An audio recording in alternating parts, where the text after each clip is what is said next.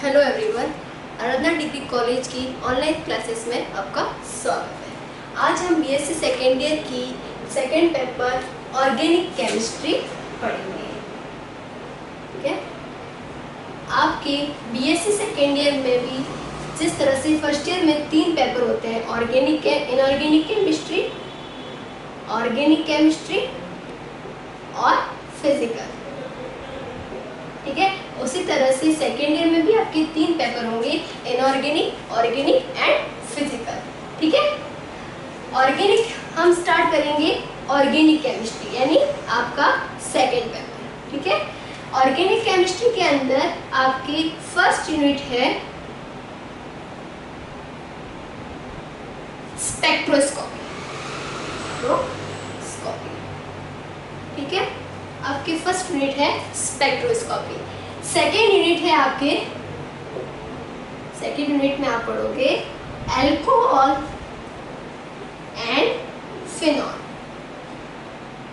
ठीक है, third unit है आपकी aldehyde, aldehyde and ketone. And fourth unit है आपकी कार्बोक्सिलिक एसिड,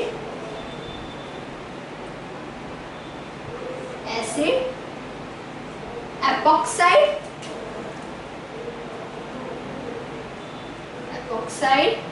एंड ईथर। ठीक है, और फिफ्थ यूनिट है आपकी नाइट्रोजन कंपाउंड।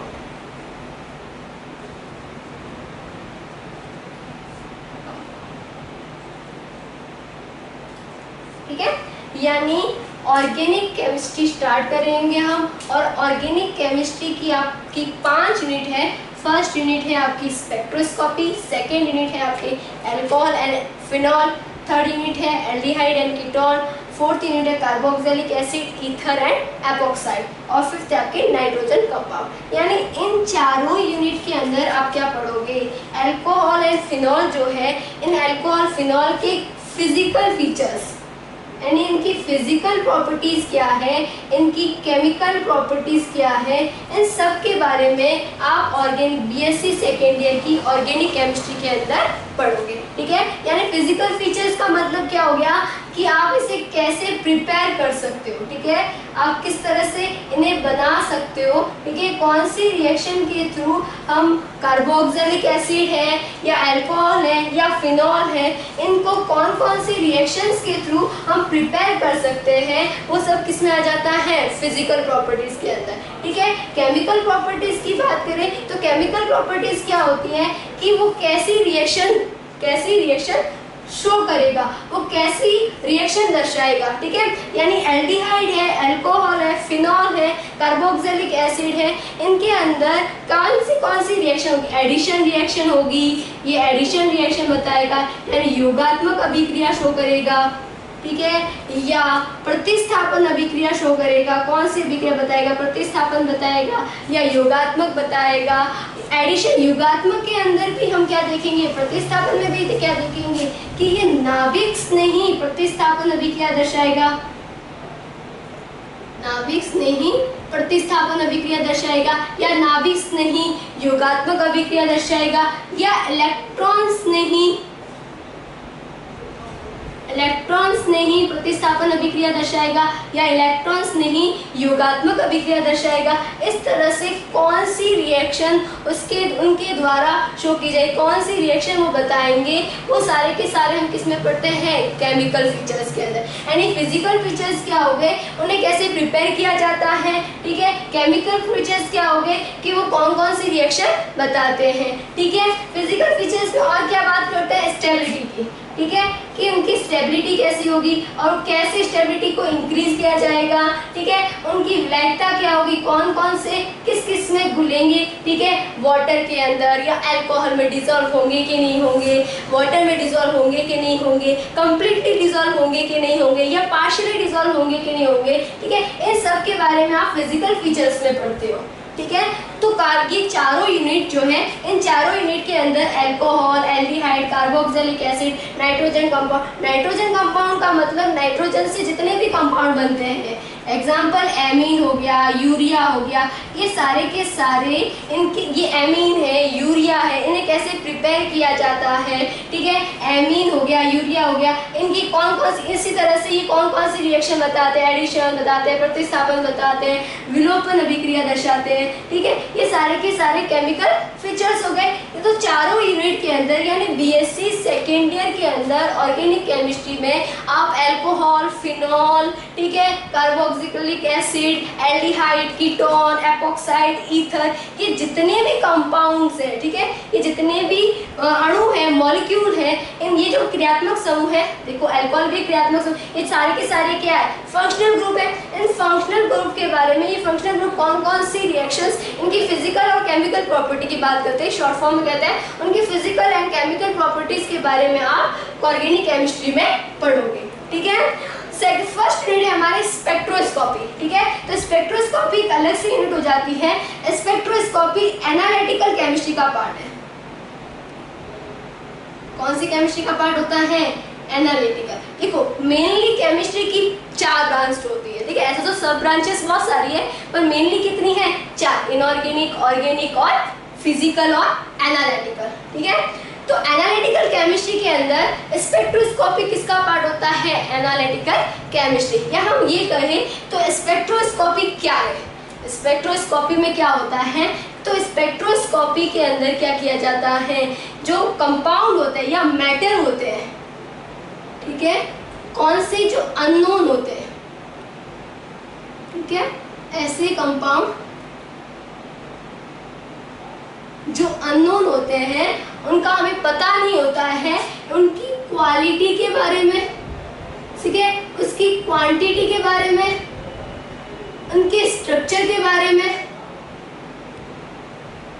और उनको एनालिसिस किया जाता है उनके स्ट्रक्चर के बारे में, उनके एनवायरनमेंट के, वातावरण के बारे में, कौन से एनवायरनमेंट में है वो, यानी इसकी क्वालिटी, उस मैटर की क्वालिटी को या उसकी पहचान की जाती है वो कौन सा है, ठीक है, यानी उसकी क्वालिटी, उसकी क्वांटिटी, उसका स्ट्रक्चर, वो कौन से एनवायरनमेंट में है, इन सब के बारे में हम कहाँ पढ़ते हैं? स्पेक्ट्रोस्कोपी में। तो स्पेक्ट्रोस्कोपी क्या है?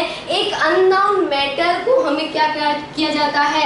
आइडेंटिफाई कर सकते हैं। स्पेक्ट्रोस्कोपी के अंतर्गत क्या कर सकते हैं? जो अननोन मैटर दिया गया है उसे आइडेंटिफाई किया जा सकता है, उसकी क्वालिटी के बारे में पता लगाया जा सकता है, उसके स्ट्रक्चर के बारे में पता लगाया जा सकता है, उसमें कौन सा क्रियात्मक समूह उपस्थित है उनके बारे में भी हम पता लगाते हैं। किसके अंदर? स्पेक्ट्रोस्कोपी में। तो स्पेक्ट्रोस्कोपी केमिस्ट्री की ऐसी ब्रांच है जिसके अंदर हम क्या करते हैं? अननोन मैटर की quality, quantity, structure, functional group, इन सब के बारे में एनालिसिस करते हैं, उनका विश्लेषण करते हैं, यानी मैटर का पूरा विश्लेषण किया जाता है कि मैटर कितनी अमाउंट में दिया हुआ है, मैटर कौन सा है। अब बहुत सारे कंपाउंड होते हैं, देखिए ऐसे तो कैल्शियम हो गया, सोडियम है, कैल्शियम का कंपाउंड है, सोडियम का कंपाउंड है, या क्रियात्मक समूह में कीटोन हो गया, या क्रियात्मक समूह में कौन सा है? कार्बोक्सिलिक एसिड है, या क्रियात्मक समूह में OH ग्रुप है। तो इनमें से कौन से ग्रुप, कौन से फंक्शनल ग्रुप इसमें प्रेजेंट है, ठीक है, या कौन सा कंपाउंड है वो मैटर के अंदर प्रेजेंट है। अब मैटर है तो मैटर में क्या होंगे? एक मैटर है, मैटर किससे बना हुआ होगा? अणु से बना हुआ होगा। अणु में क्या होंगे? एटम होंगे, ठीक है। तो ये एटम जो होंगे वो कौन से हो सकते हैं? सोडियम के एटम हो सकते हैं, कैल्शियम के एटम हो सकते हैं। तो ये मैटर कैल्शियम, सोडियम किसी का भी बना हुआ हो सकता है। तो इन सब के बारे में इसे आइडेंटिफाई करने के लिए कि कौन सा मैटर है या कितनी क्वालिटी में दिया हुआ है, वो सब हम किस में देखते हैं? कौन सी ब्रांच बताती है? स्पेक्ट्रोस्कोपी, ठीक है। तो स्पेक्ट्रोस्कोपी के अंदर क्या हुआ है कि मैटर को आइडेंटिफाई या एनालिसिस किया जाता है, ठीक है। क्लियर है?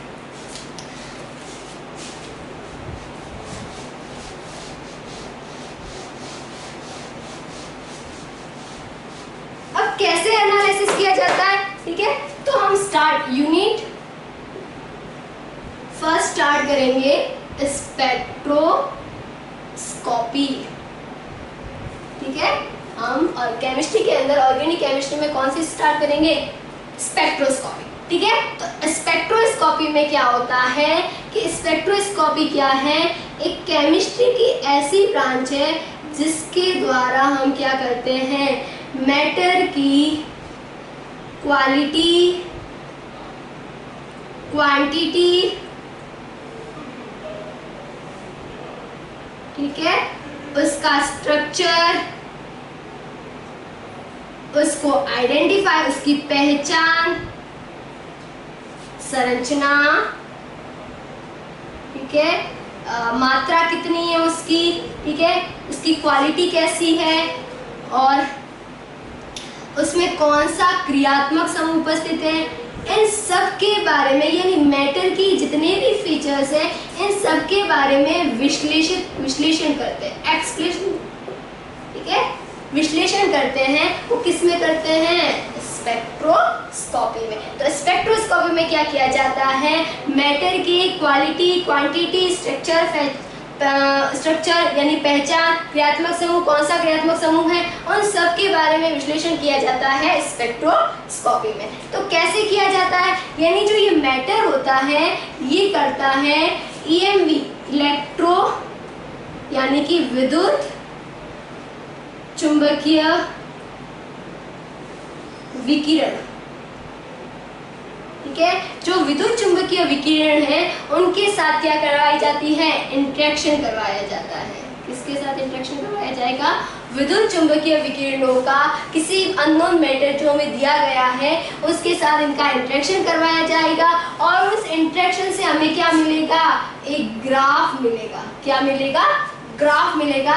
इस ग्राफ को हम कहते हैं, इस तरह से एक ग्राफ प्लॉट होगा, इसे कहा जाएगा स्पेक्ट्रम। क्या कहा जाएगा, स्पेक्ट्रम। और इस स्पेक्ट्रम का अध्ययन करना ही क्या कहलाता है, स्पेक्ट्रोस्कोपी।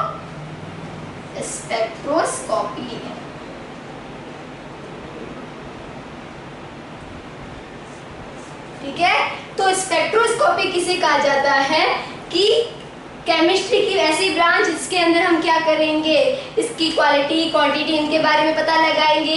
और क्या होगा कि स्पेक्ट्रोस्कोपी के अंदर हम क्या करेंगे, मैटर के साथ EMV का इंटरेक्शन कराया जाता है। जो EMV होती है, विद्युत चुंबकीय विकिरणें होती है, इलेक्ट्रोमैग्नेटिक वेव्स जो होती है, उन इलेक्ट्रोमैग्नेटिक वेव्स का मैटर के साथ क्या करवाया जाता है, इंटरेक्शन करवाया जाता है। और उस इंटरेक्शन से हमें एक ग्राफ मिलता है, किसमें मिलेगा, डिटेक्टर में। ठीक है, हम पूरा कंप्लीटली पढ़ेंगे। ठीक है, डिटेक्टर में हमें ग्राफ मिलता है, उस ग्राफ को हम स्पेक्ट्रम कहते हैं और उस स्पेक्ट्रम के अध्ययन को ही कहा जाता है स्पेक्ट्रोस्कोपी। ठीक है, उस ग्राफ के अध्ययन को हम क्या कहते हैं, स्पेक्ट्रोस्कोपी।